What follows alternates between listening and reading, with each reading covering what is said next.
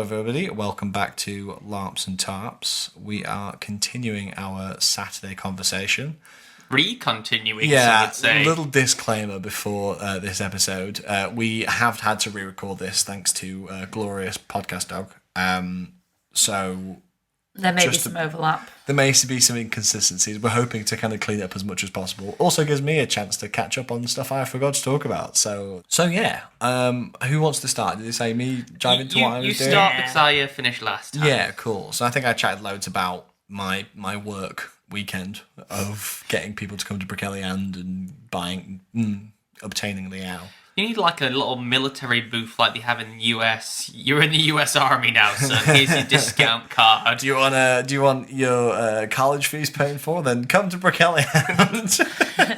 Join the army. Do your part. It's better than his tactic.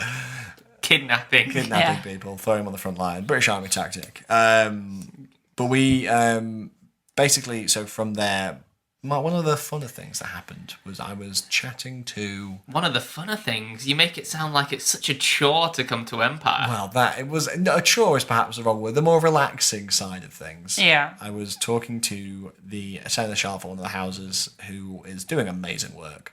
I haven't asked them if I can talk about it on the podcast, but it was their second event and they got off to a flying start. Some people just hit the ground running and put us to shame. It's crazy. Yeah. They were supposed to be. Their house was at a event that was at recently. It was a shame not to see them, but they're doing really good work for their house. But I was chatting to them, and very loudly towards dawn pours a horde of marchers in different masks, looking like different farm animals. Scarecrows. Some of them look really quite concerning, actually. That's just the Marcher face. Oof, I didn't say that. Did everyone? That was not the Dornishman that said that. I've started bashing every other nation, and I need to make this a fair bashing every nation. podcast. You've also called the League the bad guys, so you've already got yourself. No, I didn't call us the bad guys. I said, are we the bad guys? Wiggle liability. Yeah, sure. But yeah, so the marchers arrived, and it was Wassail, which is like their harvest festival. So they were all walking around shouting Wassail. Wassail. Wassail, fairly continuously. Sail away, sail away, sail away. Wassail, You just imagine Dawn being like, yeah, sail away then, mate. Fuck off. Those are the little looks as they all appeared in the Glory Square. I bet that went down a treat. There was a lot of looks of like, what are they doing here? It was an interesting weekend with the Broken Wheel and the Harvest Festival. Oh, it's always an interesting That face was the same as when you see Nietzsche in character. Like, oh, God. There was a lot of that. And as they arrived, there was a lot of them, and they were giving out fruits and stuff, which I gather is supposed to be like the fruits of their labour to show what marchers do for the Empire. Cute. I imagine them more as potato farmers and less of like, fruit tree gatherers. There was a lot of apples. No, because they have orchards and they have... Okay. It's really funny, if you read through the Marcher wiki, there's like some really fun like excerpts of like stories, and one of them is like how a Marcher orchard is split between two Marcher families based on a game of football. And stuff. So really read the Marcher Wiki, because it's cutesy at the surface, and then you dig down, it's like the entire culture is built on rejecting people and kicking them out of society. It's a bit... I would love for us to do a deep dive on the Marchers, even though none of us are. No, I need to find a Marcher and speak to them. Yeah. Isn't a big part of their way of life the fact that their ground is fertilised by the dead? Yes, that's another thing. Like when you die, you give life to the ground, and there's a bit of a semi-heretical thing that your soul goes into trees and stuff. It feels a bit like part of the ship, part of the crew, from whatever. Pirates of the Caribbean. Part of the ship, yeah. Part of the crew. But yeah, so they all appeared, and then they pulled out a massive rope, and we were like, oh, okay, we know this game. Yeah. And so we had a big old game of tug of war. This is the second time we've played tug of war at Anvil, and I never see a tug of war. But I was standing there with this seneschal, and they were like, go on, you do it. Morgan's a professional at pulling it off. Yeah, absolutely, full time, especially since I've become unemployed. I've really been leaning into it. He can grasp it with two hands now. That was always possible. So we've we. I feel that statement implies it gets longer the more you tug it. Yes, that's how it works. Oh, I've been doing it wrong. It's sorry. like pulling taffy. Oh. Oh God. oh my god, a bit much. Yeah, So sorry. as they started kind of throwing down the tug of war rope, the seneschal, I was kind of going, oh goodness, I'm not going to be doing They were this. throwing down with it. Throwing down, and the seneschal kind of leans over and goes, go on, you can do it.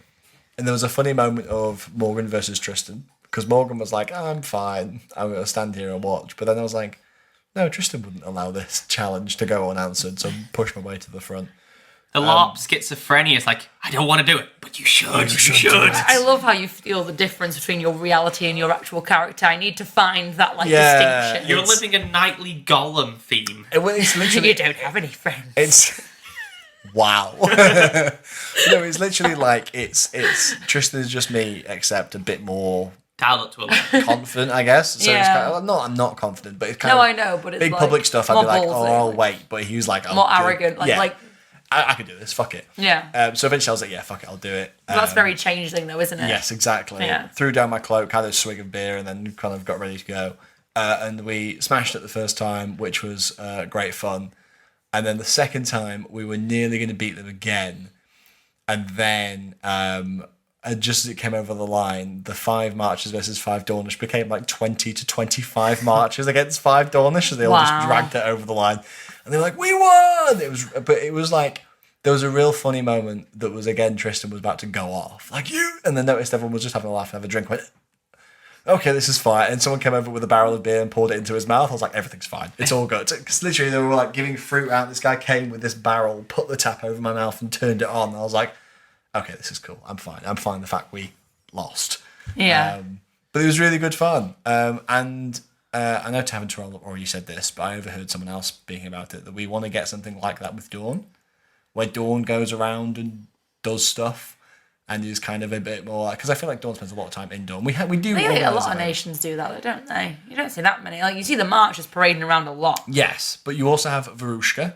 So Varushka do their big parade. High Guard do their thing. Oh yeah, they have the is it the winter? Yeah, parade? in winter they do the thing about dead people. Yeah. League have Festival of the Reaper. Yeah, but he does travel around. Well, doesn't he? yeah, we just didn't see him. Yeah, the Navarre do their thing in spring. Not every nation does it, but it would be fun to kind of do something like that. I don't really see much of Wintermark doing anything like that. Yeah, but even the Freeborn, they did the Broken Wheel this summit, and that all seemed to be just in the Freeborn camp. Well, saying that, yeah, we may have seen someone doing something like that at the Boar's Head, but we couldn't tell whether they were My favourite just drunk or being, My favourite Broken Wheel thing wheeling. that happened was a bit later in the night, was someone came over and all the Dornish people were talking. A few people came over and I looked over initially, I thought they were foreigners. And they shouted like, we were hoping somebody could educate us in the virtue of glory. Oh, yes, you told us this. Everyone turned, every Dorish person was like, no, shit. It's like, what? Sorry, who are you? Where have you come from? I was like, we're here to learn about the virtue of glory. And everyone was like, little v, small v. It's not a virtue, it's just virtuous. And then someone noticed that it was like, oh, hang on, the Freeborn, it's Broken Wheel. Everyone, oh, for fuck's sake. Yeah, even as a Freeborn walking through the Freeborn camp during the Festival of the Broken Wheel, someone started talking to me and I was like, what the fuck are you saying? Oh, it took me a solid 5 Yeah. I mean, I had quite a bit of wine, so I'm gonna blame that. But yeah, it took me a while because they were talking about, oh, this poor man has lost his slaves and we need to fight against this horrible thing of slaves being taken away from their owners. I was like, sorry. I was like, right, okay. And then after a while I went, oh, and he's like, yeah, so will you donate? And I was like, oh, sorry, we can't help you, mate. He's, oh, well, I know, not everyone's as empathetic as us. And I was like, yeah, great, gonna go over here now, mate. Excellent. There was a lot of that. It was kind of, the moment it happened, because I was like, oh no, they're foreigners, they're going to get us in trouble. Yeah. I was like, oh no, it's not, it's fine. And I moved You're on. making Dawn sound like an isolation country. We need to build the wall. The most get those glorious wall foreigners out. that there's ever been. Talking about foreigners and all. No, as in like, that's what Not they're from called. the nation. They're called foreigners. That's not like a racist thing. That's just what they're called. Racist Tristan at it again. There's barbarians and foreigners. It just feels weird to call It someone a does. foreigner. It does, but that's the name in the Empire. They're referred to as foreigners. Those damn foreigners coming over from that camp 10 metres away. I don't mean a bad thing about them being foreigners. There is just... They're just unaware of your customs. There's a few foreign people that have been coming over with strange views on the way, and I was panicking that we were going to get into trouble for telling them bad things about the way. So that's why everyone was like, what are you talking about? Who are you and why have you come here? And it's like, oh no, it's fine. It's just the Freeborn being dicks. Yeah, basically. Sorry, no. Sorry, they wear a white sash or some form of white garment to indicate that they are participating in the broken wheel. The freeborn diving into a cultural aspect. It's obviously fine. It's cultural. How dare you? Absolutely. It was just really funny to just be like panic. Yeah, no, I'm not. Foreigners is the term. Don't judge me for saying foreigners. I know it feels weird, but it's just the term. Okay. What I don't know is if what qualifies people as barbarians, because I think Thule are now technically foreigners, but I'm not sure because we're not at war with them. I don't know. Okay. Anyway. And I just shan't. Okay, that's fine. Anyway, I had my march of nonsense. It was really good fun. I actually really do enjoy every time I interact with the marchers because they're absolutely hilarious. But yeah. Kerry, what did you go to? So, other than what I've talked about already, I think I got up to where I was discussing the Goose Whisper vision, and you can go back to the last episode to hear about that, because I definitely discussed it in the last episode. We put our tinfoil hats but on I can't remember exactly. That's where, I think that's where I stopped. I shared that vision with the person who'd supplied the Goose Whisper to your friend. Reiner, yeah. Well, I wasn't sure if we were saying his name, but yes, Reiner. And we sat over and drank some iced tea at a lovely little cafe, tea room. Where? In Freeborn. In the Brass Coast. Yes. Sorry. You are the freeborn. Sorry, I've had wine. Welcome to Kerry Unbound. Kerry trying to... You psycho. Did you hollow out a freeborn and use them like a tauntaun? What? Have you not seen Star Wars? No, of course He makes the reference all the time. All the time. Try living with him, honestly. Sorry, Kerry, please continue. Yeah, so after we did the Goose Whisper things, and I talked about the Goose Whisper things, and then shared the Goose Whisper things with other people, we then went on a smut hunt across the nations. A smunt, you might say. A smunt. That sounds really dirty. Don't say smunt, actually. But it is wrong. I feel like that might get sound bited and taken out of context. We're going on a smunt. Oh no. Now I've just got, we're going on a smut hunt. We're going to find some weird ones. Going to find some hentai. Oh dear me. Well, only if the coctopus is around. Yeah, That's true. That's true.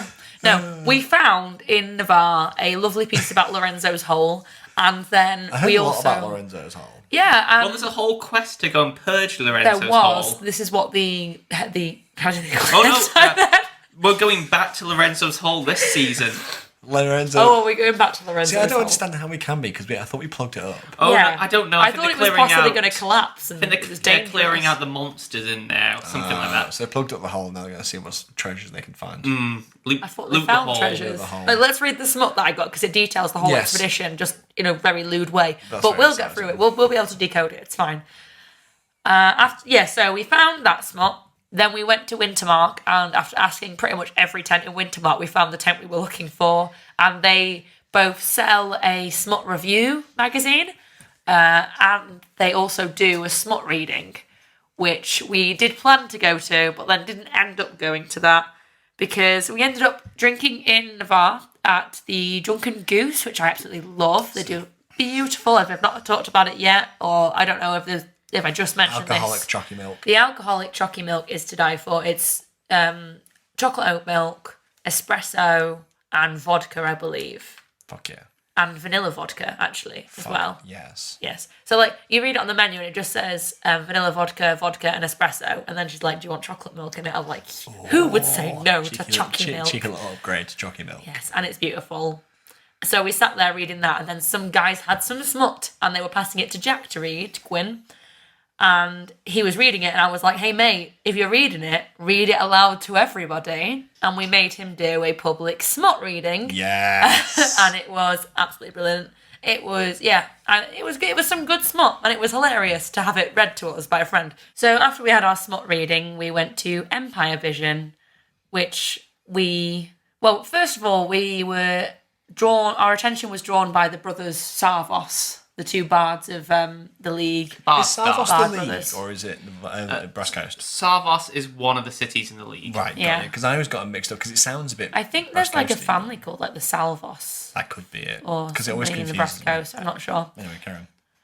But yeah, so they were running around talking about some kind of concert. We went to find it. We ended up at a charity benefit for the hospital, where they were giving out free fruity cider, I think it was. It had a lot of proper fruit in it.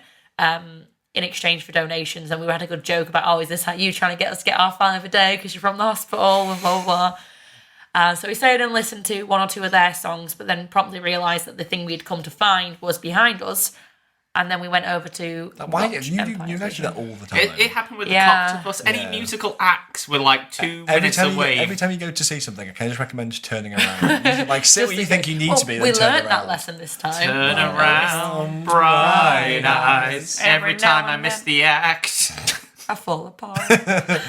Like this podcast is right now. And it will be forever. Now we're circling down the drain. We'll never get back on track. Anyway, back on track. Right. So Empire Vision is basically, it was set up by one of the freeborn families, or one of the gentlemen within the freeborn families, and he decided basically, or he's planned it out, so there were acts from all over the Empire. It wasn't every nation. I don't think High God or Urizen were there, but I think it was every other nation. That's because they're not fun. But I was thinking Urizen is the smallest. Urizen, they weren't there, and I can't remember who else it was who wasn't there, and I don't think it was High God. Who were there? I can't see High Guard going. Well, we did miss the couple of first acts. If High God went, it'd just be songs of praise. Well, there was definitely... the Freeborn were definitely there, because obviously they started it. The Navari were there. The guy who did their song was very good too. Cool. He was pandering to the Freeborn nation, actually, in his song, very openly, which looked beautiful. The Freeborn who sang, she basically said all she wanted was for her name to become known throughout the Empire. She didn't care if she won. And, this was just part of that goal. Oh, yeah, of course. Sure. Well, I'll believe funny you. thing is, she came in last, but she handled it very gracefully. Oh, okay. Yeah, and she was very happy. Big place. And she just was shouting her name again. Just remember, this is my name. Blah, blah. That's pretty funny. That's not her name. That's not her name. Well, it's not her OC name.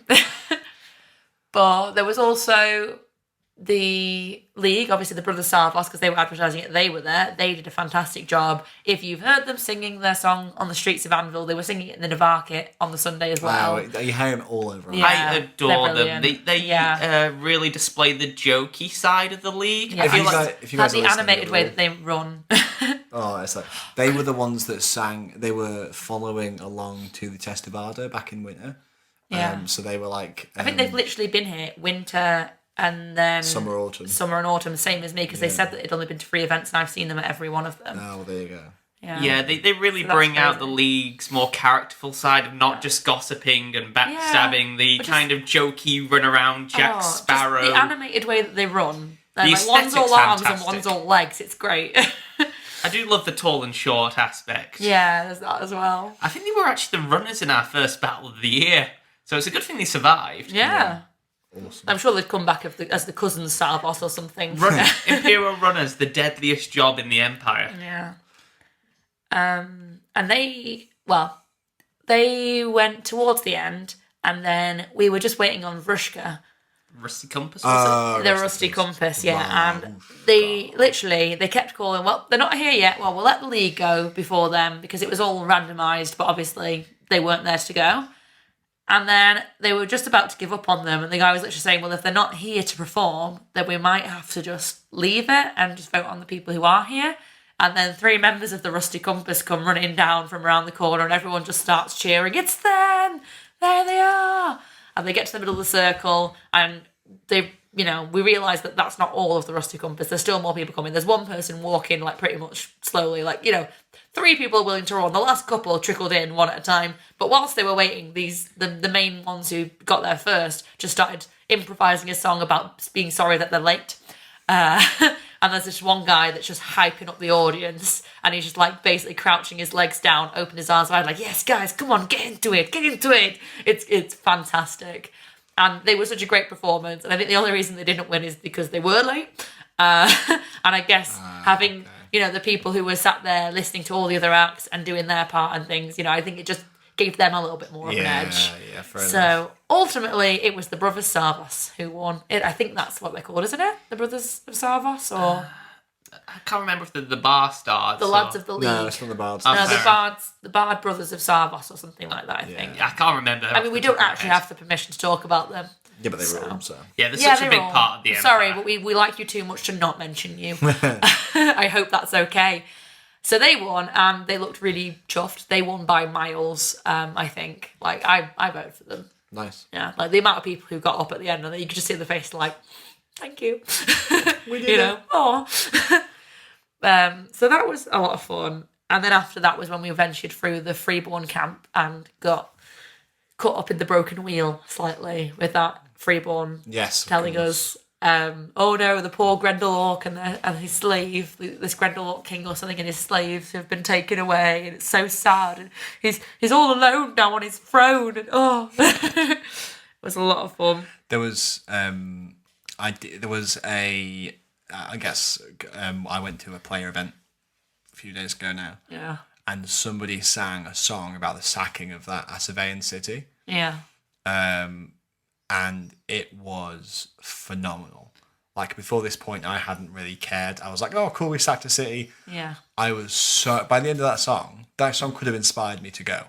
Like, I was sitting there going, fuck. The weight behind it was just so amazing. I love that. And the way they sang. But it's just crazy how all these different singers from across the Empire and people like have such influence. Like, you can easily be stirred to do stuff. And the performers you see at Empire, I'm so envious. Just be so cool to be able to do It's paying like £70 for a weekend-long show, pretty much. Oh, it's amazing. But yeah, it was when you speak about slavers, because they were talking about taking crowns and kicking over chairs and freeing slaves. It was just this really awesome song. That's awesome. But it's just then funny. Yeah, I love all this like role play within, that slaves and freeing slaves and stuff like within the Empire. Yeah, there's a massive thing at the minute about trying to.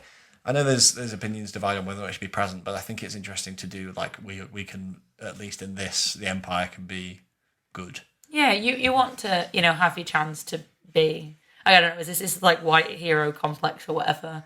White savior narrative. White savior, yeah. Yeah, but it's not. We're not saving like we're saving humans and orcs. Do you know what I mean? It's not like we're kind of saving an ethnic group because we're an ethnic group. It's just.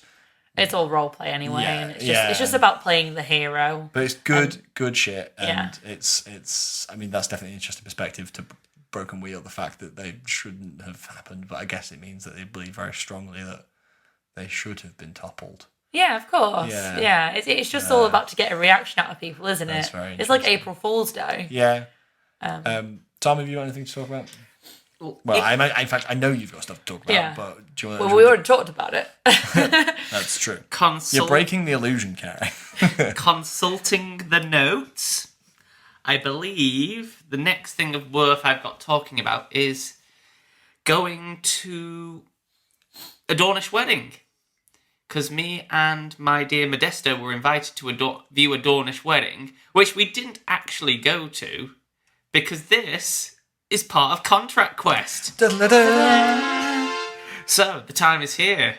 The agreed upon place turned to wise guys instead of the wedding, because the Rushkans, who originally said this apology for those who listened last week to the joke, which wasn't a joke, about wanting to assassinate one of the Rushkans. Yes, and the price was a kiss upon the sword. A public apology and a kiss upon the sword. Just the tip, though. Just the tip. So, to avoid this apology having to overshadow this Dornish wedding, it was agreed upon that if me and Modesto and the Earl in question of, I think it was the House de Rossa, or de Rosa, can never remember which one it was, had to gather enough Dornish nobles and earls to make this apology worthwhile. Mm-hmm. So we did. The Dornish earls are gathered. The person apologising gets on her knees, pulls out a piece of paper. The Varushkan comes up to accept his apology. And what an apology it was. I was there with my pint in hand viewing this, along with Modesto and quite a crowd. And her apology went something along the lines of, I apologise for threatening your life. I did not think that your fragile ego would be hurt by such a joke. I think he's called the Mighty Fox of the Rushka or something like that. I don't have the permission to use his name, but I think he was the Fox of Varushka. There's a lot of foxes in Varushka, I believe. I didn't think it would hurt your fragile ego. I apologise that I have wounded you. And it went on pretty much along those lines. Could she at least give him some aloe vera for those sick burns? He went storming off, saying that this was a farce. How was this an apology? With his ego even more offended. That's so of course. But also with every outrage he takes, he proves her right even more. Because he's getting more pissed off and thus showing like, oh, you have got a fragile ego, okay. But was it legitimately a threat to his life? She kind of did start this. You don't just throw around threats to people's lives. And pay a mercenary group to you don't just go around requesting. It's like me just like going on the black web just asking, how much would it cost to get someone assassinated? No, I'm on her side. I think this is funny. But yeah. Yeah, to be fair. The sister in question goes storming off. The Earl looks pissed because she's got the best possible solution for her sister. No money, nothing. It was literally just an apology and a kiss on the sword, and she just blows it. Just kiss his tip. The tip. Kissing a tip goes a long way. She looks pissed, so me and Modesto think this is the perfect time to give her our bill. Oh my god, fuck's sake. Because the agreement was, we'll sort this out in a non-bloody way. You have... She backed out on it, not you. Kind of exactly, yeah, so we can call in the debt. Excuse me, before this becomes bloody, through no fault of our own. Yeah. We felt so bad, we decided to knock the bill down from 2 thrones to a throne. Oh, you're far too nice. Fuck that. This is why you're the Prince of Vagabonds. Cheeky advert for the Jackdaws. Biggest pushover in the league right here. Yeah. Fuck me. I had to put it up. She's ruined your reputation. 3 thrones. 5 thrones. Yeah, you've made our job more difficult. You've made us look like failures when we did everything we agreed to. This is why you're not head of contracts, Nietzsche. Yeah, this is why Modesto... Oh no, it was Modesto who suggested making it cheaper. Modesto, sack him. What are you doing? No, right, Modesto was like saying, "Oh, let's just discount it." Ryan is spending your money on Goose Whisper. Like, what is your staff Control doing? your forces, my friend. Control your soldiers. Get your flock together. Your vagabonds. The key the to Nietzsche train is coming off the tracks. The Nietzsche train was never meant to be on the tracks. I somehow stumbled, fell, and landed on the tracks to begin with. And now you're getting run over by the train. Is that what we're saying? I've tailed around on this track that's too short for me and just crashed myself off. Oh well, we just derailed the podcast at the same time. Or the training on fuck me, dude. Anyway, go on. But no, the principle of the Jackdaws so far has been hire ourselves out cheap to get our names out there because there's so much competition. You should participate in Empire Vision. It's a great way to get your name out there. Yeah. Yes. Oh god, that'd be horrible. Hear the mighty song of the Corvids. Sorry, listeners. Right, sorry, Alex. We charge for a throne for our services, which we then take in herbs for the battle the next day. She was very happy to pay that price, but did say for our services she would be very happy to hire the Jackdaws again. Mm-hmm. So I go and get a drink. Modesto goes to check how the Varushkans are. I hang around having a drink. The Earl comes back to me about 10-20 minutes later saying, "We may need to hire you again for the situation. We'll keep you posted." To which I have a drink, go and try to wander off to find Modesto, who I find is gone. So I spend about half an hour, to an hour running around Empire trying to find him, say, we might have been hired again to solve this. On my way of looking in the league, I come across the first Spark Carter. We were having a wonderful celebratory meal of like little cheeses and sausages salamis and like Uncle Nietzsche, my friend, come and join us, joining the prosperity. I'm like, out of character. I don't think I'd eaten for about 10 hours. Oh shit! Yeah. And this is the issue with Empire. I could just picture a single tear rolling down my eye. I'm like, thank you. Food, carbs, meat that isn't from Moorish. There's nothing wrong with Moorish, but I get sick of having chicken burgers out every time. It's really nice to have food and drink in character as well. Moorish always does like the burgers, but then something fun as well. Yeah, something fun as well. But you just pick the burgers. They had haggis this summer. I always miss the haggis. I want the haggis. That's because you just don't eat while you're there. Yeah, I'm usually too busy to eat, so I'm like, thank you. They're like handing out non-alcoholic Prosecco, and I do love the bubbles. Oh, Nietzsche. So there's me That just was adorable. My cheese and non-alcoholic Prosecco, discussing what's going on with them, and it was a really nice in-character moment. I don't really get time to sit down and have a chill, so it's nice to see how their weekend was going. Gabriel Barossa was walking past and got called over. Other people were having meetings. It was just such a nice little vibe. I promised if any of my stray jackdaws would come past, I would send them their way so they could be fed as well.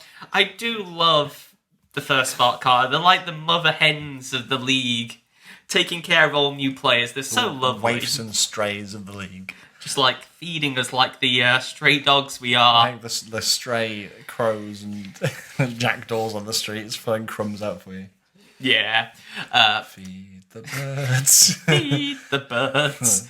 But yeah, after about an hour looking for Modesto, I find him, who says, "Oh, Uncle Nietzsche, the Varushkins have said they would be willing to hire us again if they need to for this contract." So for a lot of the rest of the evening till about probably 9 o'clock, me and Modesto are running around being communicators between both parties, trying to get the best possible agreement for this. I believe at one point she had to make a private apology to him and pay, I think it might have been had to pay some money, but I'm not too sure about this. My mind is getting fuzzier the longer way we get from Empire. And she'd have to have that apology published in a newspaper. Okay. But I think the newspaper they picked was basically the equivalent of the toilet roll of the Empire. No one read it. Ah, okay. But I thought that was quite a good deal. I think that's all right. But yeah, Contract Quest, one of my favourite moments in Empire. Just from a little joke on this Friday night, having a drink, goes into a multi-hour quest of drama, potential bloodshed. It felt very grain, Game of Thronesy in a very cartoony manner. Yeah. Well, it would be if I'm running around with a big part of it. But no, I had a lot of fun limping along with my cane, just like, gotta get this shit sorted. So many actual physical contracts were written. They had to be witnesses to all this. I think it was going to be a blood contract at one point as well. So the one I just talked about was if either of them were to break the contract that was signed, a permanent scar would be formed on their face. Oh, fuck. Yeah, all this from a joke. But I think I found out on the Sunday, it ended with her making the apology to him, and I think she had her soul ripped out of her body for 10 minutes. She could have apologised for a simple kiss on the tip, but he ends up stealing her soul. For 10 minutes. If that's what romance is, who knows? Don't tell jokes, kids, if you don't have the cojones to see them through. Don't tell jokes near a bunch of leaguers. Yeah, and know when to say sorry genuinely. As I said, virtue defence, we were being vigilant and warning I don't think you need to defend yourself. Yeah, you did nothing wrong. Yeah, we warned him. Dear me. It was the most profitable joke possible. And they've both said they're now friends of the Jackdaws. Both sides of that argument are going to possibly hire us in the future if they have any issues. We've got our names out there, so we might have charged less. Are you just the Guild of Mediators? Pretty much, yes. We're not a mercenary group now. We're a contract mediator. Company. You're going to become Jackdaw Solicitors LLC or whatever. Like you're going to be like. I think this was the event. Poor Modesto was most exhausted at having to run around write so many contracts. I am so chuffed that the pre-written contracts we had made beforehand came into use. Me too. After coffee stayed in the mall. Is Modesto the ex Crimson Reaper? Yeah. Yeah, cool. His deal was, I'll join you for free. I was being paid in the Reapers, but if you give me a hat in the Jackdaws, I will do this. I'm like, bargain, we're in. I had to ask Reiner and Salt, obviously being the other two founders. Yeah. But yeah, he's paid his weight in salt. Awesome. Like, we paid his weight in salt. That used to be the saying before, paid his weight. It's just because there's his friends called Salt as well. Yeah, it's quite a fun little pun. Yeah. But no, I thought we'd only use one contract at most, but we use 4 or 5. Nice. Yeah, that's good. So, gonna be definitely making more of those for next time. Cool. But I think I just have a few more things to mention later, but let's go back to Tristan. As I hinted in the previous part to this, I, at some point in the evening, found myself in quite a lot of debt, so I guess this is a lead up to that. So this kind of started with, I'd already said I'd been told to, like everyone else in the Empire, find a shit ton of Liao. I can't remember if I said this, but so we'd spoken to the High Exorcist about this briefly. So I had to go to Earl's Council, and I'd been asked to find it, so I kind of appealed to all the Earls, did a big conversation about, hey, everyone, I know you've been asked this already, but we need Liao, and also we don't bother getting anyone anointed tomorrow because we need the Liao for this, and we won't need the anointings, you'll be fine without it. But we were told, I was said, basically take that as given, but if otherwise, we'll find out from the Field Marshal and spread the word. So assume don't anoint, basically. So then from there, I was like, someone had told me that a certain hall in Wintermark had a fair amount of this Liao. So I was like, right, okay, perfect, awesome, I'll go find them. And I ran over to Wintermark as my first port of call and found this hall. Took a bit of hunting, but I found it eventually. Made my way in fact, the first thing I came to a bunch of people outside the tent. They're like, what do you want? And I was like, Liao. And they're like, how much are you paying for it? And I was like, we were hoping for a donation to a virtuous cause, and they all just kind of laughed. And they're like, we can go speak to them if you want. So I went inside. And this is when, apparently, someone who came with us to Anvil was in this tent. So one of the people we gave a lift to on the way down was sitting in the tent, and I didn't even realise that she was there because I was too involved. And she thought I noticed her, but I just ignored because I was like, I didn't know her in character. No, she said to me she wasn't sure if you noticed her. I hadn't seen her. I was like, I'm too busy. I was the one who said, he probably saw you, but didn't say anything because you were in character. To be fair, the same thing happened to me because I waved to her on the way down and she didn't see me, and it was only when we met on the Sunday. It's like, I'm so sorry, I missed you. But then also, you were saying that you'd seen her and she hadn't seen you at a different point. Exactly. I'd seen her just inside the bar. Yeah, exactly. But yeah, so then I went to the person that runs this hall and said the same thing. We had a really long conversation about getting the Liao and how much it would be. The offer that was provided was he would give me a certain amount of Liao, and it was a lot of Liao. And in exchange, he would want it all back in winter, plus one more to kind of like as like interest charged, as just in the name of prosperity. So in fact, I'll tell you, it was 100. No, yeah, it was 100 Liao. And I was like, okay, interesting. I'll take your proposition to someone else to talk to them about this. Question, are these the ones you mentioned who break legs? Yes, so I've been told. Okay. I don't know if that's true or verified, and that's why I'm not naming any names or telling anyone, so it's fine. We'll see how that goes. I just heard they had broken legs before. Motivation, I suppose, to pay back. I hadn't heard that at this point. So I ran off to find... can't believe this is the first time I'm going to mention this person who I spent the entire weekend with, Lady Lordine. Oh my God, who's Lady Lordine? You've never mentioned Lady Lordine. Basically, lady who? To inform her of the deal we found, to which she was like, I think we can get a better deal than that. We should be able to sort that out. Then we went to speak to the Field Marshal to verify a few things about the next day, which included, do we need to get anointed, and about the Liao situation. Then we went back to find this guy to say the Field Marshals were going to look for you, but they weren't there. It turns out they'd actually come to Dawn looking for us. It was a whole thing, but we were like, right, we can't find him. We've waited for long enough. Let's go speak to the High Exorcist. And we had a conversation about the Liao, about the strategy for the next day, about roving groups of exorcists that we were forming. So we had the Order of the Argent Lily and a bunch of other exorcists. Following that, we then went back to see if this guy was at his hall, and he was. And that's when I had like one of my favourite points of the weekend, where this guy just turned to me and was like, Field Marshal talks very highly of you. I was like, oh, what? And they were talking about how we as House Dulac had spoken to them both and helped them come to agreement on what to do, and it was kind of on the fact that we had helped out a lot. I had previously, by the Thane of this hall, I forgot to mention, had run back, and they had given me 25 Liao under the same deal.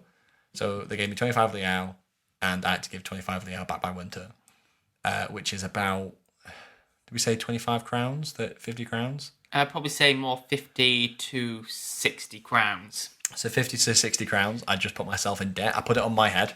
I was like, fuck it. I'm not putting it on the lady's head. How much does a farm tend to pay a season? I don't have a farm anymore. I know, it's the military unit. But a farm pays, well, my farm produced like 9 crowns. 9 crowns? 9 crowns, yeah. I mean, isn't the sort of average for any resource about a throne? I mean, I know obviously military is a bit more of a gamble. Yeah, a bit give or take. But yeah, so I was like, yeah, okay, that's fine. I'll have that. Cool.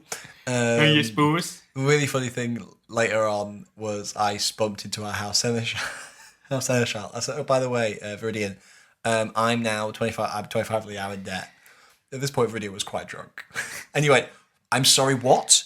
We can't afford that. Not like we can't afford it, but that's not good. Don't do that. And I was like, it'll be fine. I'll work it out. Don't worry about it. He was like, I'm too drunk to deal with this. Goodbye. and sprung off into the distance. It was very funny. Are you officially a spring mage? Yes, exactly. Are you officially a member of the house then?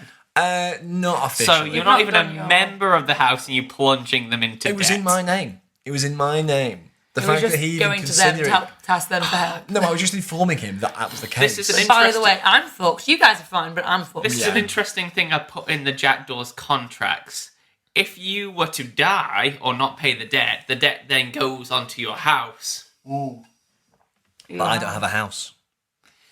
Do you have houses we'll steal your legs, boy. Oh. Yeah, I thought you meant like your members. You'll just wake up in the morning and your bell tent will be gone. Yeah, no, your literal house, your place of residence. Yeah, exactly. Just see me, beep, back it up, boys, back it up. He's just there taking that cardboard box of water that you have, like, no, this is ours now. Throw you back a flannel, clean yourself up. Like, nope, these blankets, they're ours too. Yep, come on, keep it coming. You can keep the ground sheet because I don't want to pick you up. So and then we basically returned later. We'd found the deal. I kept the 25 hours like a just in case. And then we said... Sorry, an extension that I just had an idea. You being indebted to the Jolly Jackdaws and then having to work for them as an indentured servant. Can you imagine? Like, sorry, just couldn't let that thought go unsaid. The absolute indignity for Tristan. Hilarious. I'd have you as my cane boy when I want to make a point. You hold my cane. That's why I live with Nietzsche. That's why he calls me his housekeeper. I'm a fucking indentured servant. So whilst I was at this hall, we're having a conversation about the Liao situation. So I only had the 25 Liao in my head, and I was going to keep that in case of emergencies. And then the person leads forward, and they're like, I have a potion, if you're interested. And they pulled out this potion. And what it boiled down to was a magnitude 70 ritual in a bottle. Yeah. Which cured everything. Not in the way Sovereign specific cures everything. Any curse, any ruined limb, any condition, any poison, anything. Are you saying it's probably the most powerful healing potion? I don't even know. I imagine I wouldn't be surprised if there's more. It must have been. What else could it do? Well, the other thing it could do is if there's anything that would affect you after the battlefield, it gives you an extra 30 minutes. Okay. So if something was going to kill you in 2 minutes coming off the battlefield, you can drink it and get 32 minutes to get it sorted.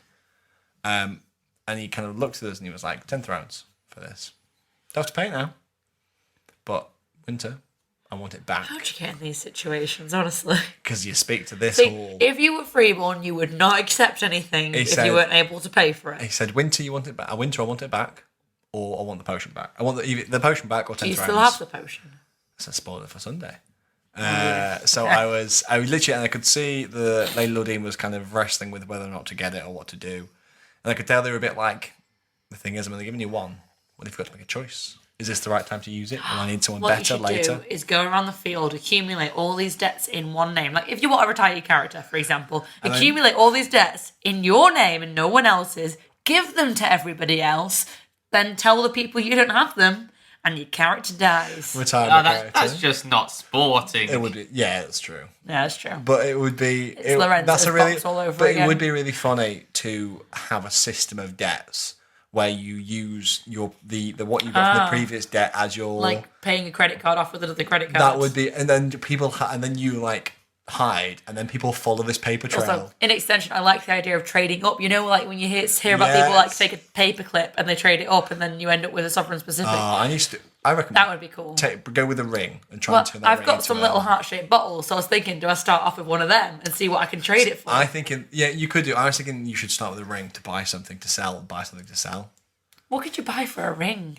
Although if you run around asking, can somebody sell me something for a ring? I bet you could buy some off the boar's head for a ring. You could buy like a packet of sweets for a ring, I reckon. Papers sell for prosperity prices in some regards. Yeah, that's true. But then selling on a paper. Selling onto a page to someone who needs news. Yeah. Can't bother getting up. Yeah. But that would be really fun. Anyway, this time it was kind of like, I'm only giving you one, so you're going to have to make a decision when you have this, whether or not to use it. And I could see Lady Lothian was wrestling whether or not to get it, and I just said, I'll have it. So just an Ackerman, I'll take it. Give it to me. And put it in my pouch. So I was like, it's on my head. I'd love if you just lost it if you died in the Sunday battle, honestly. Now I was 10 thrones and 60 crowns, which is what? 8 crowns to a throne. Yeah, so 60 divided by 8 is what? 30 divided by 4, 50 is 7.5. What is to stop if your character did die? How are they going to get their money back? There is no guarantee for that. No. It's a risk and reward. Why would they take that risk? I don't know, but because they'll get it off someone. But I was 17.5 thrones-ish, I think I've done my math right, in debt. Currently? No, I was. Oh, okay. Whether or not I ended up will be a tale for Sunday. Plus, I think I can't remember, honestly. I think this guild is very well off from what I know. So this would be just a big bit of fun game for them. It certainly felt like that. It felt like it was a game, and I was like, all right, I'm not here for the fun and games, but we might actually need this tomorrow. It's great how tense it gets. Like, it is just people stood in the field, getting drunk and talking. Right, but... Passing about little bits of paper, little vials of food colouring and water. Well, that's the thing about Anvil. It's all intense. But like that, so guys, I hope you've enjoyed listening to Labs and Tops. We're now going to have to actually end it here. Yeah, you'll never hear from Nietzsche again. No, the podcast is done. That's done. We're done. Sorry guys, we tried our hardest, but it's tanked. You know what? We were going to have a good thing there. We had a good run. And you had to ruin it. We've even got an episode recorded after this, but that's gone in the bin. We're plans, we're schemes. Chaos. Yeah. Are you happy, Nietzsche? Because now it's past tense. I'm going to have to remove everything from the internet now. It's gone. Everything. I'm going to delete every shred of evidence that this podcast was on. Just burn the iPad. High five. But don't forget the pegging.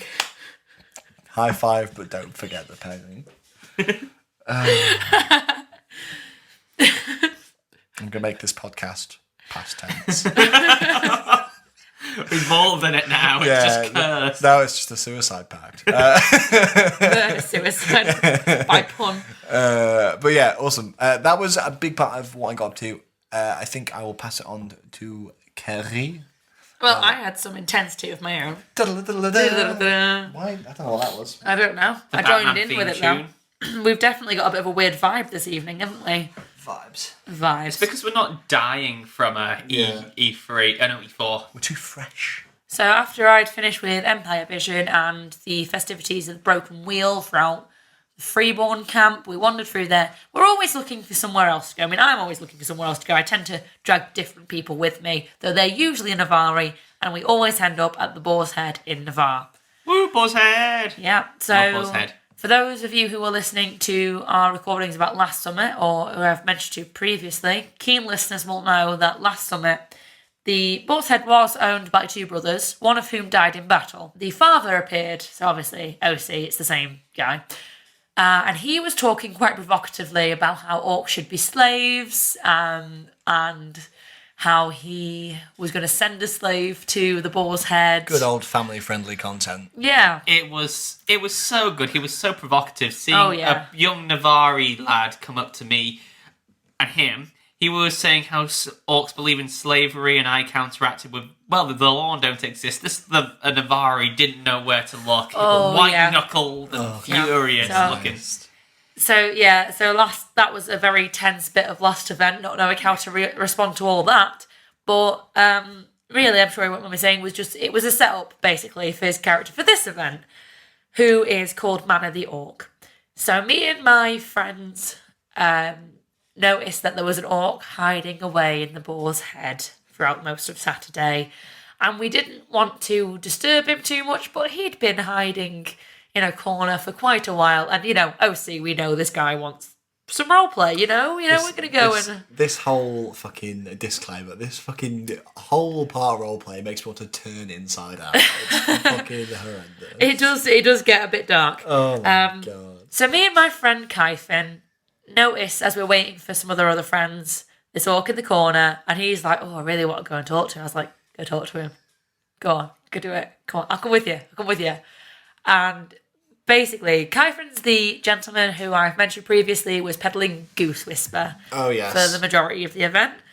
So when he does talk to Man of the Orc, he almost immediately offered him Goose Whisper. So we go over, and Man of the Orc is guarding a wood pile. He goes, man, I guard the wood pile.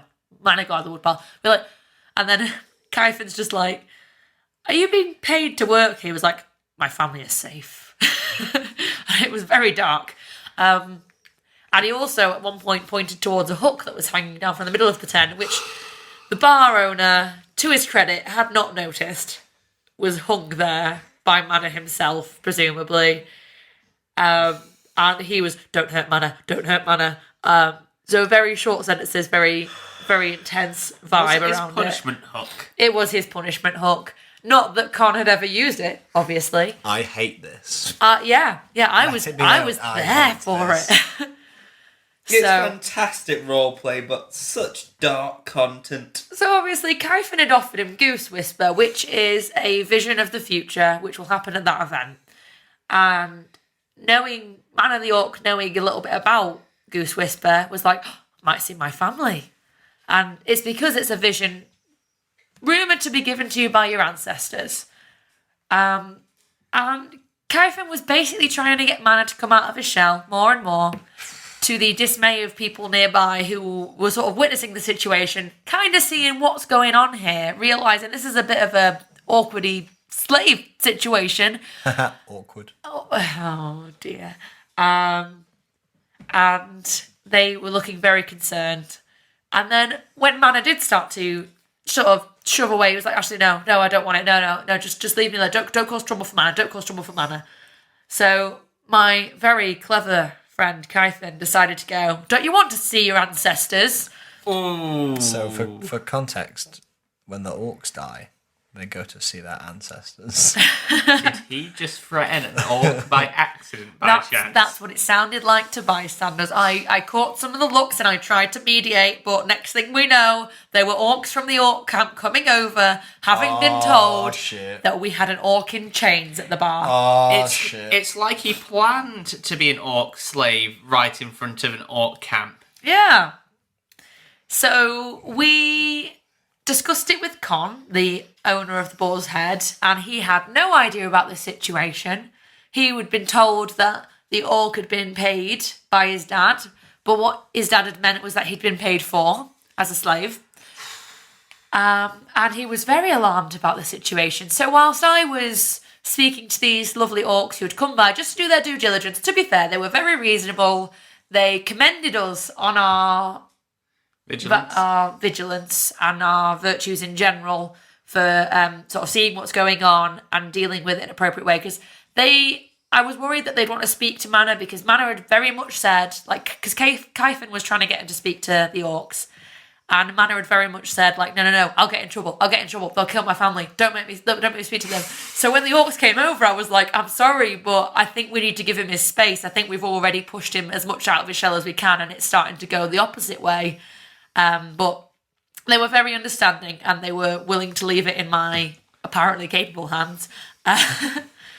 And whilst we were discussing this, Con had then gone to the militia to report the whole incident before he got in any trouble, because obviously it was nothing to do with him, obviously.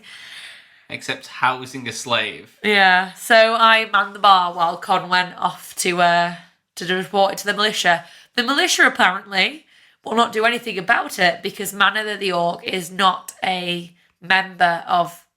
An Imperial citizen. An Imperial citizen. So, yeah, well, this is how things get skewed. Obviously, you can't technically not be an Imperial citizen if you're playing at Anvil, but apparently that's what they've said, and that's how it's happened. And I guess they're just going along with the role play. But it's very interesting, like, because Mana has agreed he wants to have some Goose Whisper, and he hasn't had it yet. We're saving it for next event. But he spoke to a referee, and I believe he knows what his vision would be. Oh my god. Whether it'll change by the next event, because we were talking about doing it on the Sunday, but then we decided to save it. Didn't you say there was some more drama with Con and the punishment hook? Well, yeah, there was a little bit more, because when Con found out about this punishment hook, because obviously during the discussions I pointed it out to him, and he was like, what? When did that get there? Oh my god. And then he was trying to get witnesses so that he could burn the hook. It's sort of, to make a point, like, no, we don't punish here. I think the people he was trying to get as witnesses thought he was trying to dispose as evidence. Yeah. So they ran away, like, nope, not having anything to do with this. I'm leaving now. So yeah, I think everything went a bit askew with, and I think there might be some people out there who have very bad ideas about the Boar's Head. A reputation which I'm sure you'll be able to bring back. Is it a prosperity bar? It is a prosperity bar, and they give away free non-alcoholic drinks, and it's prosperity prices for the alcoholic drinks. So, like, they'll offer free drinks to kids walking by, which sounds bad. He practically strong-armed me into having a drink. It was very funny. Basically. I was like, I'm busy. It's like, but do you want a drink? But you need to be hydrated. I was busy, and then you collared me for a conversation. All of a sudden, he was like, come here, whilst you're here, have some alcohol. I was like, oh, okay. Yeah. Some working there has said it's alcohol so good it will speed your soul through the labyrinth. Yeah, so some that's heretic. A direct quote from Nietzsche. In Nietzsche's many fun quotes. What did he say about the orcs? Maybe it'll give you a soul. Oh. No. One of the orcs stopped by and asked if it would help them jump over the void. Abyss. It's like, can't hurt. Honestly. And then also, at some point during that time, so I was manning the bar, then Con came back and he was working for a bit, and then he comes and taps me on the shoulder and goes, can you man the bar again for a bit? I have tripped over a bench and landed face first on the floor. I need to go to the medical tent. I've hit my head. Good. So again, I manned the bar. This is why I might as well just work there. And this is why I drink for free when I'm there, because I do work there and I don't get paid except for in booze. But I'm happy with that arrangement. That's fine, because that's where I'm drinking all night anyway. It's where I end up all the time. And Man of the Orc came out a bit later, and apparently he'd gone to Varushka and sat by a fire. This is what he told me, OC. And he was hoping that someone would question him on being a singular orc by a fire, but no one was taking the bait. That's a shame. Yeah, exactly, because apparently orcs hang out all together. Yeah, it's very rare to see an orc by himself. Yeah, exactly. So, but no one took the bait, and he ended up slinking back. Oh. Yeah. Was that the most intense roleplay scenario you've been in yet? Because I think this is the Empire that you've hit your stride in it. Oh, definitely. I was definitely way more busy this Empire than I have been before, and I hope to continue that streak onto the next several events. Yeah, I think I've said this before, but if you don't get game or too much game in your first Empire, don't let it discourage you. I'd say try 2 or 3, because it takes a bit for you to take off. My first 2, I didn't really have any game. And to be fair, the reason I've got more game is because of the lovely Con from the Boar's Head, who you have basically said, she's a bit struggling here. And he's gone, right, do this, do that. Do you want to do this? Do you want to do that? Do you want to have how about you be the editor for a newspaper? Right, okay. Which, you know what? Sometimes I look at him like a deer in headlights, but I'm getting better and I am starting to actually accept some of the things he's asking me to do. And I absolutely love at the Boar's Head. They have a little drinking game there, which Man of the Orc was running a bit later on once things had sort of calmed down a little bit. And it's where they've got a massive, they've got several shots, little rows of different types of shots. They basically, I'd asked about this drinking game because they played at last event and they hadn't got it prepared, so they just poured random things into shot glasses, basically. Excellent. Yeah, exactly. And the game is they roll, is it 2 dice? The dealer rolls? Yeah. And you get to pay a ring per dice. Something like that. Yeah, or something like that. And if you beat them, then you get a free shot. Or you get a shot for the price you paid for the dice, basically. But if you don't roll more than they've rolled, then you just lose your money, basically. So, yeah, I think I played against him and he rolled a 3 and I'd paid for 4 dice. So I was like, well, I'm going to roll them anyway. There we go. And then later on, I was able to host the game, because I was basically working there anyway, and Con was here at this point, but I was like, does anyone want to play this game? Come over here. And I just sat down at the dealer side. I was like, I'm going to roll the 2 dice, and then you roll the 4 dice, and blah, blah. And I just took over, and it was great. I absolutely loved it, and I want to do that again next time. I'm going to make sure they get it all set up, and I'm just going to be like, I'm going to work here, whether you want me to or not. I am the gambler lady. It's happening. I am the lady of the dice. I really want to get lots of D6s and do the game they play in the Pirates of the Caribbean, Dead Man's Chest. Liar's Dice. Liar's Dice, yeah, I thought it was called that. So I need to get lots of D6s that not my current D6s because they're all D&D D6s that are fancy colours, but maybe just some. You could spend traditional lockdown, the long dark, doing like dice whittling. Should I? Or I've been working with clay recently. Clay. Shall I make clay dice? Shall I have a go? Would clay dice work? I mean, why not? As long as it's evenly weighted in the right shape. It wouldn't break, would they? Probably. But I mean, you lose dice anyway. That's true. Make loads, it's fine. That's a really good shout. No, just go out and buy loads, it's fine. I think I make enough stuff. I mean, I don't know. Yes. I mean, made a full-on dragon mask just for D&D and I don't even wear it. That fucking rules. I fucking love that mask. Yeah. I might take it into work at some point. For those of you who don't know, I work in a nursery, so the kids would love that. Well, could you wear it? Could you wear it Empire? I don't think so. I was thinking, could I wear it for my Navarre mask? Fuck, you could wear it to fucking the League when they do their masquerade ball. But it's paper mache. So? You think people would mind? No. It would suit, a Navarre better than a freeborn. Yeah, weigh that. I think it's fucking sick. Yeah. Just be like, what is it? It's people. I bought it in Navarre. The only thing with masks and stuff like that is people will be like, "Are you a herald?" Yeah, that's true. I'm not saying not a reason not to wear it. That's just a case of everything. Like people will be like, "Are you just a person in a mask, or is that mask a thing?" People might just assume I'm important because I'm wearing a big mask with horns on. I'm just like, no, it's a mask. I know it's very convincing. Yeah, I know I look like a dragon, but I'm not. Should we pass on to Tom? Yeah, go on then. I've got a bit more, but it's all drivel, so. It's all drivel. It is. It's all just drunken ramblings and Pepe the Squirrel. Let me just catch up my notes. I don't think I actually have too much more to talk about. But one highlight I remember, and I didn't have anything to do with this scene, I just remember coming out of the Portaloos, sorting out my trolleys, and was like, what's this huge angry mob outside the Senate? Turns out, I think it was a big character who died that evening, but there was a massive, heavily armed mob of marchers outside the Senate. I reckon this is Matilda Fisher. It was Matilda Fisher, and I think it ended up in the death of one of the marcher generals. Mm-hmm. Can't name him, but he was a big, big character. I think most people believe it. It'll be in the papers next summer. Yeah, fuck, that was... It was intense, coming out, walking around the Senate, and people literally rolling around on the ground, pretending to throw punches and whatnot. It was fucked, as far as I understand it, because Matilda Fisher's been causing a lot of trouble for the Empire because she works for the Jotun, or with the Jotun. I don't know how she... But have you heard about Matilda Fisher? No. She's causing, a lot of marchers to defect to the Jotun, and is leading, helping the Yagara kind of war against the Empire. How does that work, OC? Is she an NPC or a player character? She's an NPC. Okay. She's an NPC.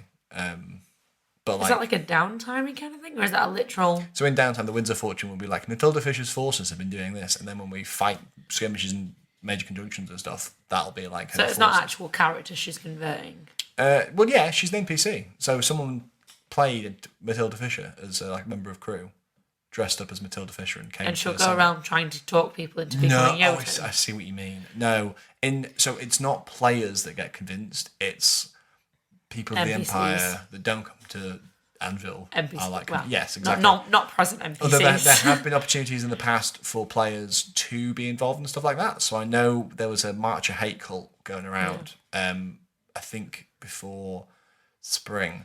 And you had the option to have been involved in it. So all marchers would have a drop down on the character sheet being like, do you want to get dedicated to hatred? Ooh. So you can sometimes be part of that plot. Yeah. So I don't know how it always works. I mean, it's obviously never happened to me. But it's like you can be like, hey, do you support Matilda Fisher? Or kind of thing like that.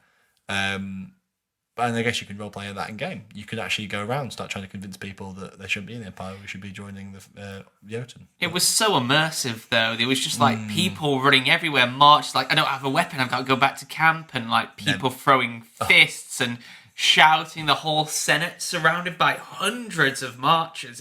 There's me just trying to tie up my pants because I don't have any belt loops. So it's trying to put my belt back on and put my sword. I was I hope Nietzsche doesn't get shanked here. That's so funny. I just wanted to bring that up because it was such a cool aesthetic because it's pitch black, other than lights coming from the Senate. From what I understand, the player involved, literally Matilda Fisher, was in the Senate building talking to people. I don't know the context into which she arrived, but they were sitting. So have you been to Senate? Oh, of course you have, because you went to Senate Motions. But there's like the main Senate floor, and then there's like a barrier, and then like a viewing gallery where you can go watch. And I believe the player was watching on one side of the gallery, saw the Matilda Fisher, and I was like, right, fuck it, this is my chance. Jumped over the gallery and ran towards her with a knife. But oh my God. He got knocked on his ass. There's a room full of people. Senate. It would have been a fucking nightmare. No one, I don't even know how she arrived, because I don't think she arrived through the Sentinel Gate. But anyway, he later died of his wounds in a tavern. That's a big way to end a character, though. Yeah. It's a good death. Yeah, really good death. But yeah. From there, I was on my way to a meeting I'd set up that evening with a couple of other guilds. We wanted to discuss the Quartermaster's chest. So I don't know if I brought it up. I think I did last time, that in the Merchant Prince's meeting, some guilds were interested in starting a Quartermaster's chest, because a lot of the bravos and fighters in the National Bloc from the smaller guilds go very ill-equipped. Yes. Where the established guilds have funded their bravos with quite a lot of money. I think being in a house or a group that knows people is OP. Like I was saying, I went to the Sunday battle with Magic Armour and enchantments because I was part of a group that had stuff to do that. So being in if you're not part of that, it sucks because you're a lot more squishy. We need the potions, like the Liao, if we can't afford to pay for the Liao, that sort of thing. And I think a lot of us still were a bit bitter about the comment the night before that if you can't afford to equip yourselves, you have no right to be on that battlefield. Bullshit. Whereas, excuse me, the League National Bloc has the best win ratio of the whole Empire at the moment. I think it's 14 wins we have under our belt now. Ooh, I need to talk about this, but I had some interesting in-character opinions about the league. Oh my god, tell me after the podcast. I absolutely will, but they were not good. Envy is a horrible shade. Oh, it was very interesting. Ooh, the gossip. This is why I need to get to a player event. You do. But yes, it's a little meeting that I set up. About 9 o'clock, we wanted to discuss this Quartermaster's chest. And it was such an immersive little gathering because it was pitch black by a guild fountain just under a lamppost. So I think some players bring a lamppost, so it's more like a metropolitan area in the league. That's fun. And that's really funny because Anvil literally is just in the middle of nowhere. So that literally does mean that someone from the league has brought a lamppost. Yep. And it's fantastic. Like, we weren't really scheming about anything much other than discussing this box. But because it's like pitch black, bit foggy, dark figures in the night. Figures, it looks like we were planning, plotting, and possibly scheming. So it was me for the jackdaws, the Quartermaster of the Ashen Tower and his adjutant, one of my favourite guild, Le Passion. Le Passion. And I'm probably butchering this pronunciation. Go on. But go on. Some members of the Travelling Electricity. Let's have a look. Where is it? Where? Oh, I see. Oh my god. Eclectiary. Eclecticary. Eclecticary. No, it's eclectiary. Oh no. No, it's eclecticary. Eclecticary. So it was with Le Passion and the Travelling Electricary. Yeah. So all our small little guilds gathered round discussing this Quartermaster's box and that we all think it should be implemented. And do you like his box?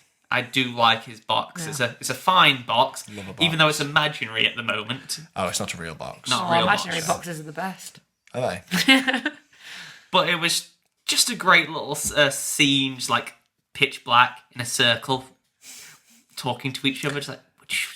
But it was fantastic because some Freeborn decided to come and kind of take the piss because they were doing the broken wheel, and they just came for our little meeting and going, shh. That's so funny. Like, they can't see us. Like, What's that breeze going past? Is it a spooky ghost? Oh dear. That's so funny. But no, it felt proper League. Some of the most immersive roleplay I've had there. Yeah. And after that, me, La Passion, and they're travelling a collectorary, whatever you call it. A collector-carry. Sounds like when I'm picking up Carey. Collector-carry. Collector-carry with every podcast. You picking up me? What? Yeah, you're the one who piggybacks me into I'm battle. the one with a car. True. Yeah. But after that, it pretty much ended the night with going on a little pub crawl. Nice. And I did learn a little gay drinking game that we played with La Passion and the Collector Carey, and it was called A Ship Goes Into the Harbour. I'm so proud of you pronouncing that right. Thank you. Which is basically, you say, the ship goes into the harbour, and everyone goes, harbour, takes a drink, carrying types of weaponry. Okay. Or types of melee weaponry. So you go about, like, what weaponry would be available at Empire, and whoever can't think of one has to take a drink. It was just a fun little immersive game. On our travels, we also ran into one of the Navari friends who had some bite. Oh no. So she was wanting to shank someone. But we were like... Oh, she'd taken some. You made it sound like she was trying to sell you some. No, she'd taken some. She's like, I want to stab someone. And we were just like, you can't stab someone with that. That's a pathetic knife. What you want is one of these and like getting out our rapiers. And so you thrust at them, you see. That's so funny. It was one of La Passion's friends, so they were really having a great time of it. But it was nice to go on a little mini leaguish pub crawl with her. Because I've not really, other than the Jackdaws, properly had drinks with the league. Yeah. So that was a fun little thing. Unfortunately, I found, due to all the other pub crawls by bigger nations, such as the Winterbar pub crawl, most of the pubs have been drank dry. Really? Wise Guys still had alcohol, but not much. Wise Guys best tavern in the Empire. Boar's Head. Fight not me. The best tavern. Fight me. No, I quite like Boar's Head. Or the Forge, just because I can spend barbarian money if I'm like... I don't want to spend barbarian Why would you want to spend... Because you can literally have bottles of stuff in your tent, keep going back to your tent and filling up your door. You don't need to spend money when you're there on alcohol. I mean, fair enough, food. I spend a lot on food. Yeah, but alcohol is free by the time you've bought your ticket. Anyway. Yeah, but I just don't want to spend all my character money if I want potions and whatnot. I'm trying to set up a guild. So bring whiskey in the tent. Oh, it's just if I can't be bothered to go back to my tent or I want to have a seat. I don't. I haven't been to the Forge since... To be fair, I think they sell like a pint for $2.50. Yeah. That's not too bad, to be fair. The joy of just spending £2.50 on a pint in itself is a lovely novelty. To be fair, £2.50, that's not bad for it. Exactly. I mean, not bad. That's half price, right? It might be a little more, like £3.50 or £3, but still, it's the modern climate. I've not seen a pint for less than £3. It's so good. But that pretty much sums up the rest of my Saturday night, I believe. I'll just check the rest of my notes. Pub crawl with La Passion. Potential future plans with the box. Yeah, I think that's pretty much me summed up. My Saturday was kind of rounded off by continuing to yo-folk around, helping nobility. Is yo-folk a verb now? Just yo-folking I'm just around. yo-folking. Just yo-folking They around. see me yoing. They hate it. But we were looking for me and Lordy were looking for a certain noble. So we spent ages looking for them. Couldn't track them down. It was an absolute nightmare. Managed to find them in Wintermark eventually. And then they had business in Highguard. So then we went to Highguard. All of this, Tristan was like, I am tired, but I am ever vigilant. So I was like with them. And I was like, we're discussing things. I don't know what we're discussing. Yeah. Oh, it was something about a weapon being, like someone being thingied. What's it called? When you get inspected. What's it called? Inquisitors. No, that one. There was like someone organising an inquisition because they're like to prove someone is some like a paragon or something. No, the opposite. Like they prove what they were saying was correct. Oh, so there's good inquisitions. Yeah, I think so. I don't really understand. I was just there like vibing. And then once we finished that, we were like, right, time to turn in. And as always happens to me when it's time to turn in, as it happened on Friday, happened on Saturday, I saw someone at the pub that I knew. I was like, oh, hello. Had a conversation. Chat for 5 minutes that turns into 5 hours. Yeah, exactly. Unfortunately, this time that didn't happen. I can't remember what time I went to bed. I think it was 3 a.m. again. But nonetheless, I was just sitting at the tavern, talking to people I knew, There was a guy whose kit I've admired from a distance for a while. He has like a book strapped to his That's pretty cool. armor, which is like his views on the way, which I thought was really cool. And then there was a couple of other people that I knew. Arthur Morgan was there. Arthur Morgan. I think Arthur Morgan was there. Yeah, I'm pretty sure. It all blends into one. Yeah. We're having a conversation there. It was really good fun. And then eventually turned in, went to sleep, got ready for the Sunday battle the next day. I'm so good to miss that battle. Oh, it was. Yeah, we'll talk about it. Le Pachon wanted to go to bed about 1:30, something like that, because you don't want to be hungover for your main battle. No, and this is the benefit of not playing a combat character. But to be fair, I don't want to get too drunk at Empire anyway, because I want to enjoy it. Do you know what I mean? No, as we said previously, you just don't feel as hungover when you've been in the outdoors. And also you've been exercising. You don't. I think you feel exhausted, but you don't really feel it until you get home. I don't think I've ever actually been drunk at Empire because I'm too busy to drink. I don't think I've ever been drunk. I've definitely been drunk. I've definitely been tipsy, but I've never been drunk. Kerry, did you want to round off your Saturday? My Saturday. Going full marcher, are we? Marcher. Right, you are, my love. Strength of the Empire. Strength to the bar. Yes. So, still at the Boar's Head, obviously, spent the whole night there. And met with someone, someone wandered past who we'd bought a map off of earlier on in the day in exchange for him showing us where the smut was. So I collared him and I was like, come on, have a drink, mate. Here you go, prosperity price, whatever. And then Tom popped over. We had a little chat and then he wandered off and I was like, bye, Nietzsche. And he goes, wait, was that Uncle Nietzsche? Turns out he listens to the podcast. So hello, not got permission to say your name, hello, so I'm not going to. But a hello, listener who identified us at the Boar's Head. This one's for you. This one is for you. And whilst I was talking to him, Talis Ashbourne came over and I had a lovely drink with him and I had a fawn over his bubbles. And I was telling him how much I liked him and his bubbles. And then this guy who'd recognise us from the podcast was like, I just love seeing you getting excited about talking to him when, you both do podcasts. And apparently it was just a nice little moment for him, and I loved it. And it was lovely drinking with Talis Ashbourne as well. And also the Cardinal of Wisdom came over, and she had a giant boat on her head. Who's the Cardinal? Oh, Freeble. Yes. I was going to ask who that was, and then you told me it's the Freeble. Yeah. You might have seen pictures of her on the photo for him. Oh, no, I actually know. Is it? Yeah, I do know. Are they a Cambion? Yeah, I believe so. Yeah. I'm not sure if it's Anti-Hem. Is it Anti-Hem? I'm pretty sure it's Anti-Hem. I think it's Anti-Hem. But yeah, so she was lovely and she was really drunk. And I think she's the person who I got roped in to do the shot game. And I was hosting it and her and whoever she was with was doing it. And it was a bit of a struggle for her to get into the tent. Having a giant boat on your head, as it turns out, is not the most practical thing. I can't see why. No, yeah, well... Also, considering that they usually wander around with a massive turban with huge horns, I can't imagine a ship made much of a difference. It's also then out both sides. That's true. It's already up high. Honestly, the curse of being lineaged is that you can't get through doorways. This is why you want to be a Nagar. A Nagar from Navarre. Exactly.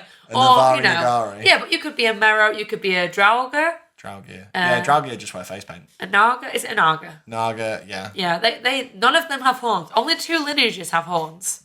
Yeah. And Briars don't have horns. No. Though then I don't think Briars aren't. Well, it'd be tricky in Navarre with Briars, I think, isn't it? No, you get Navarre Briars. It's the tensions between the Briar and the Navarre has decreased in recent years. It's just maybe they don't want you to fight the Valorn. Yeah, that's the general wary. Thing. It's okay, yeah, we like you, and we get that you're not the Valorn, but please don't fight them. If you come back as a Valorn, it's bad times. Yeah, that's bad times. Who else is there? What are the other fucking lineages? That's all of them. Changeling, Cambion, Draugr, Naga, Mero, Briar, yeah. Yeah, only two horny boys. Yeah, only 2 horny boys. I want to collect one of each for my the jackdaws, so we're all inclusive. I didn't know what you meant by collect then. I was like, is he going to... Yeah, what, horns? Collect their heads or sleep with them? What's the... To make us all look accepting of all in the Empire. Yeah. I see. Bring one. We got a plan to bring you've already got like 8 members. You said you wanted to cap it at 10. We've even got a plan to bring in an orc, but because you can't have orcs join, we're gonna kidnap a Jotun and just bring him through the Sentinel gate.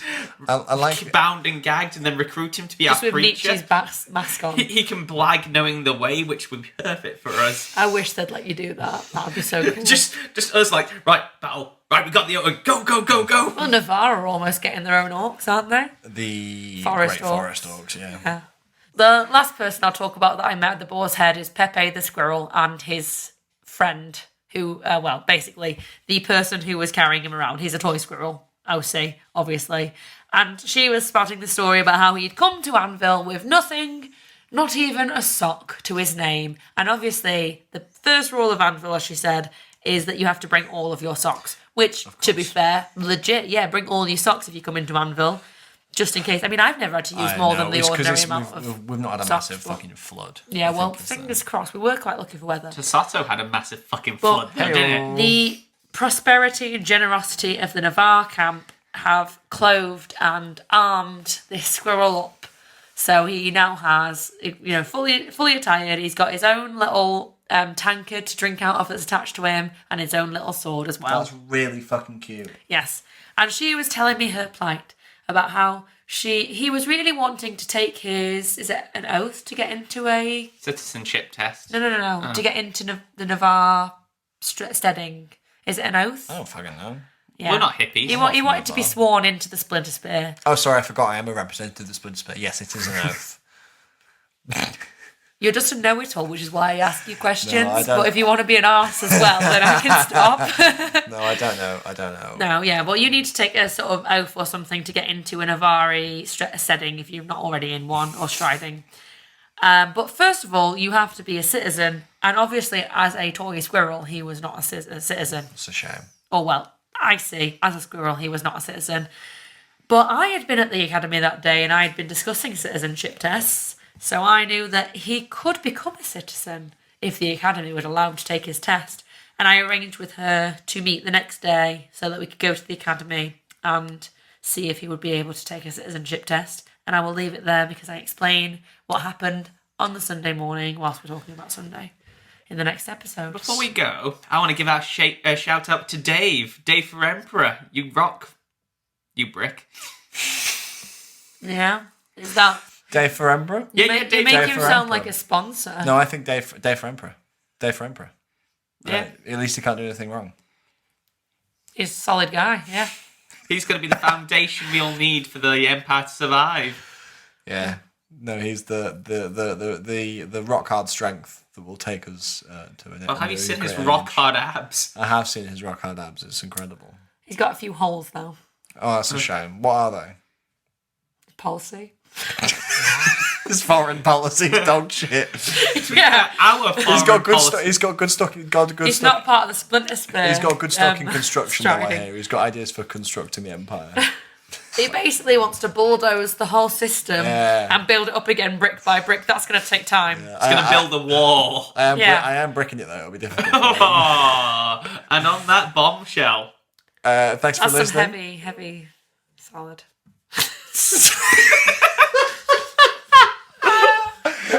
See you on Sunday, everyone. Bye. Thank you. Bye. Fucking